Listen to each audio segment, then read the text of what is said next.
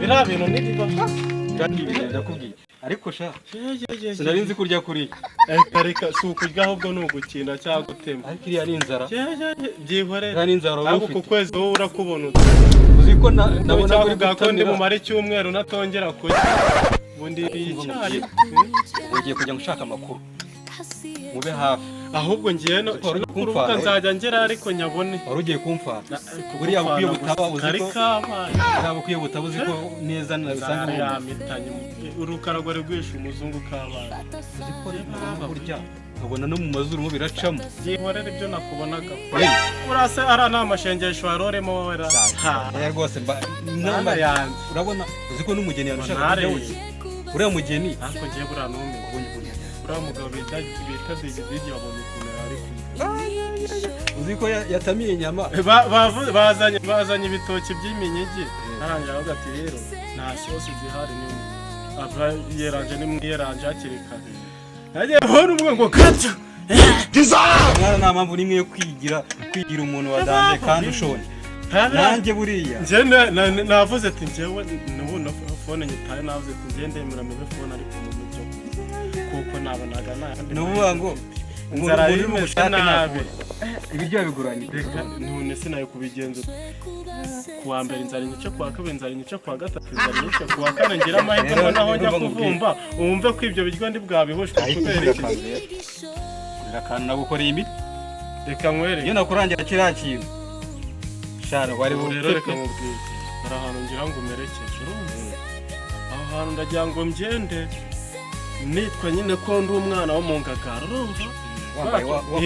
nyine ko abatanze neza urumva noneho wowe uravuga yuko uri umukozi wanjye uba umerekeje nyine uri bodyguard noneho hanyuma tugende hanyuma ingigire zanjye nyine nkubitamo akantu k'akongereza noneho ubwe tuyunguye rega nubwo ari n'uwinahakunda kuboneka rimwe na rimwe noneho urumva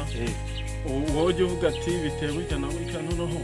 nyine wenda ujya uvuga ati aravuze ati ashaka amazi nagenda agateleviziyo ukabona muri salo agiye uko agiye akafone ukabona muri salo noneho ikintu ugiye gukina nayo urebe ko natarabona yo kugugurira ugiye kunjyana mu buryo bwo kwiba ibyo ntabirimo njye ntabwo iyo serivisi nayo oya ntabwo ari ukwiba ni ukubona agateleviziyo ukakajyana ntabwo ari ukwiba usubize inyuma se usubire n'ibyo wavuga ngo agatelefone ngo nikaba kari ku meza ngo televiziyo ngo ariko ntabwo ari ukwiba kandi ngo ndabana naguherekeje ndi umusemuzi rero reka nkubwire rero ibyo nimba ibyo ngibyo byanze kamwereke ikintu tugiye gukora ibi ndi kwibona nabi wowe jya ushira inzara mu bintu nyine mu bintu bigaragara yuko nabi nyangari none buriya nkakora nakujyanye bagiye nyine nk'umuntu nyine watashye uhita uhaboneramo ukora ufite iramura ryawe nakemeye rero n'ujya ukenera n'amafaranga sibyo no kugira gute no kuba wajya ukwira banza utega amatwi sibyo utega amatwi wakumva kuri radiyo wakumva nk'umuntu ibintu ngiye byanyemeje n'ubundi ndumva nasubirayo ko niyo umuntu ariko waretse tugasubiraho ko buriya ari ibyo basigaje umubwire njye ndumva nasubirayo